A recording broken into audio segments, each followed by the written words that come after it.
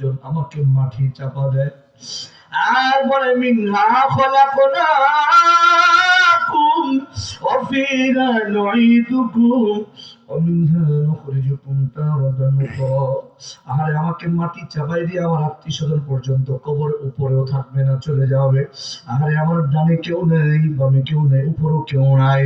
আরে বাতি নাই, সাথী নাই। কোথায় গেল আমার বন্ধু, কোথায় গেল আমার বান্ধব, কোথায় গেল আমার সন্তান, কোথায় গেল আমার ক্ষমতা,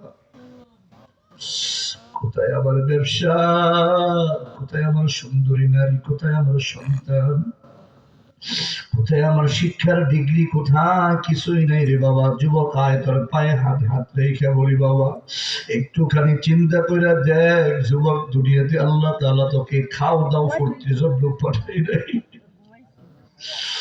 আরে বাবা একটু চিন্তা করিয়া দেখ, খাওয়াই যদি উদ্দেশ্য হয় তাহলে জনহস্তি তোমার চাইতে বড় শ্রেষ্ঠ, কারণ সে তোমার চাইতে 50 গুণ বেশি খায়। বাবারে খাওয়াই উদ্দেশ্য না, ঘুম উদ্দেশ্য না, যৌন চাহিদা পূরণ করার উদ্দেশ্য না।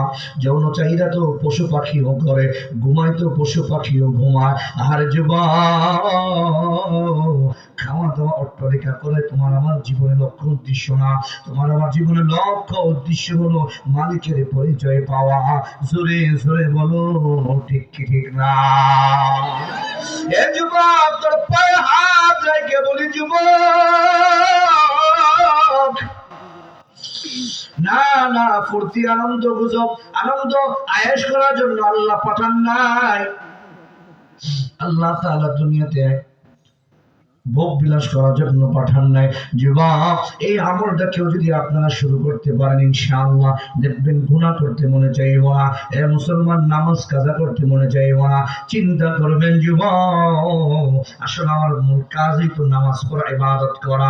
এইভাবে করে আপনি প্রতিদিন মুরাকাবা করেন, দেখেন ইনশাআল্লাহ আপনার জীবনের মোড় ঘুরে যাবে। কেমন যেন আপনার কাছে ইবাদত করে করতে মনে চাইবে, আর মনে মনে বলবে গুনাহ অবস্থায় যদি আমি মারা যাই তাহলে আমার কবরটা জাহান্নামে টুকরা হবে। আস্তে আস্তে করে আপনি গুনাহ থেকে ফিরে আসবেন। এই আমলটা করার নিয়ত আছে না নাই? আরেকটু জোরে বলার নিয়ত আছে না নাই? ওই যে হাকিম মুহাম্মদ আশরাফী নওয়ারুল্লাহ মার্কাদাও ঘটনা লিখেছেন, ওই যে ধনী মানুষ, ওই যে ভিক্ষুকের জন্য সুন্দর করে কাফনে কাপড়ের ব্যবস্থা করে, সুন্দর করে জানাজাটা পড়াইল, এবার সুন্দর করে তার কবরে নামলো, সুন্দর করে কবরস্থ করার পর আল্লাহর বান্দা বড় অফিসার ছিল, আল্লাহর বান্দা বড় টাকা পয়সা মালিক ছিল, সরকারি অফিসার ছিল। সরকার অফিসে যাওয়ার পর আল্লাহর বান্দা পকেটে হাত দিয়ে দেখে তার একটা জরুরি কাগজ পাওয়া যাচ্ছে না। চিন্তা করলো কোথায় আমার কাগজটা গেল। চিন্তা করতে করতে তার অন্তরের মধ্যে একটা ধীর একটা চিন্তা সৃষ্টি হয়ে গেল, ওই কাগজ